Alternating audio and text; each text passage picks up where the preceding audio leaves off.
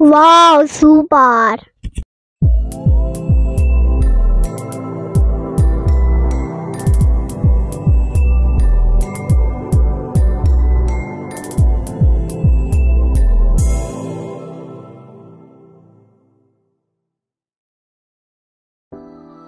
Hello guys, আজকে চলে এসেছি আর একটা নতুন ব্লগ নিয়ে। আজকে আমাদের বাড়িতে মাংস রান্না হবে। তো এই দেখো কড়াইতে আলু দিয়ে দিচ্ছি, তেল গরম হয়ে গেছে, আলুটা একটু ভেজে নিতে হবে। পরিমাণ মতো নুন দিয়ে দিলাম। উনুনেই করছি রান্নাটা, কারণ গ্যাসে ভাল লাগে না আমার। এই দেখো এখানে আমার কাটাকুটি সব হয়ে আছে, পেঁয়াজ, টমেটো, তেজপাতা, জিরে, মরিচ, আদা আর রসুন। ব্যাস, দেখছো সব অল্প অল্প আছে, কারণ খানিকটা জিনিস আমি মাংসতে দিয়ে রেখেছি, মাখিয়ে রেখেছিলাম আধ ঘন্টা ধরে। এর মধ্যে আছে নুন, হলুদ, গুঁড়ো লঙ্কা, জিরে মরিচ বাটা, আদা রসুন সবই দেওয়া, ওর মধ্যে মিশিয়ে রেখে দিয়েছিলাম আধ ঘন্টা ধরে। তো চলো, আলুটা ভাজা হয়ে গেছে, আর অল্প একটু তেল দিয়ে আমি মশলাগুলো দিয়ে দেবো। যা যা বাদ বাকি ছিল সব মশলাটাই দিয়ে দেবো, দিয়ে ভালো করে ভাজতে হবে। তো দেখো সব দিয়ে দিচ্ছি, চলো ভেজে নিই।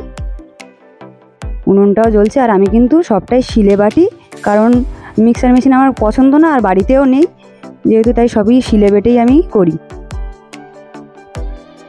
তো মশলাটা ভালো করে ভেজে নিই। প্রায় ভাজা হয়ে এসছে,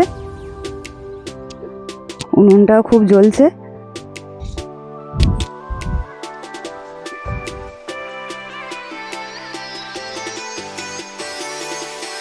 আমার মশলা ভাজা হয়ে গেছে, এবার যে মাখানো মাংসটা ছিল ওই মাংসটা আমি ঢেলে দেবো।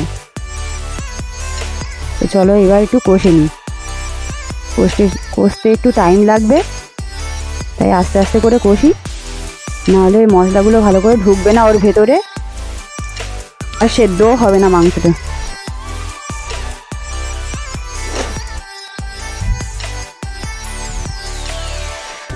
আর উনুনে করতে খুব ভালোই লাগে রান্না, খুব তাড়াতাড়ি হয়ে যায়, আর খুব জোরে জাল লাগে, সব দিকে বেশ গরমও হয়, খুব তাড়াতাড়ি হয়ে যায়, ফোটেও খুব তাড়াতাড়ি।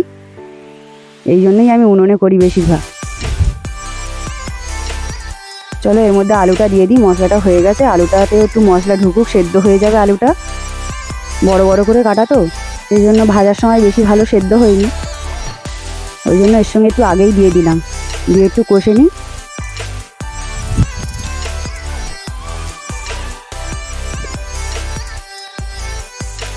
আলুটাও খুব তাড়াতাড়ি সেদ্ধ হয়ে যাবে, বেশি সময় লাগবে না। তো চলো, কষা হয়ে গেছে, আমি একটু তাতায়ের জন্য তুলি, দেখি ও টেস্ট করে কি বলছে, জল দেবো কি না, কি কি বাকি আছে, নুন হলুদ, নুন গুঁড়ো লঙ্কা, সরি হলুদ না, ঝাল কতটা দিতে হবে ও বলে দেবে।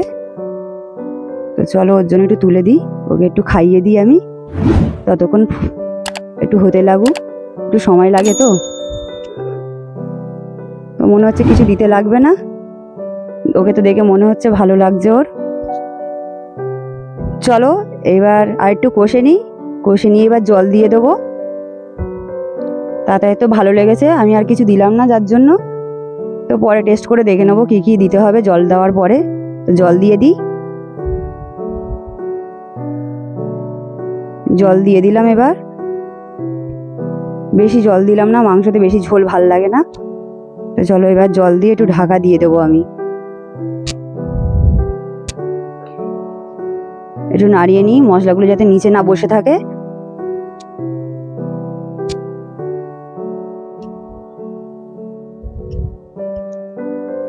তো চলো এবার ঢাকা দিয়ে দিই।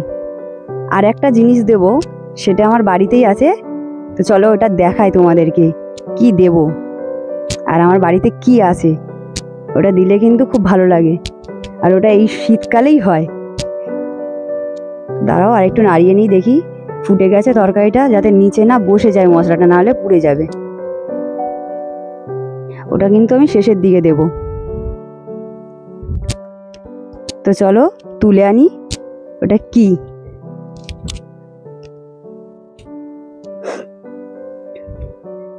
আমার বাগানে যেতে হবে। এই দেখো ধনেপাতা, তো অল্প কিছু জায়গায় ধনেপাতা লাগিয়েছিলাম, সেখান থেকেই কিছু ধনেপাতা তুলে নিই, বাড়িতে খাওয়ার মতো লাগানো হয়েছিল।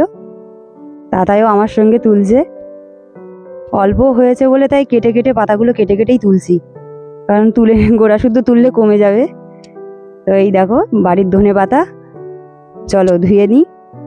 ধুয়ে এবার মাংসতে দেবো কেটে। মাংসটা হয়ে এসছে প্রায়।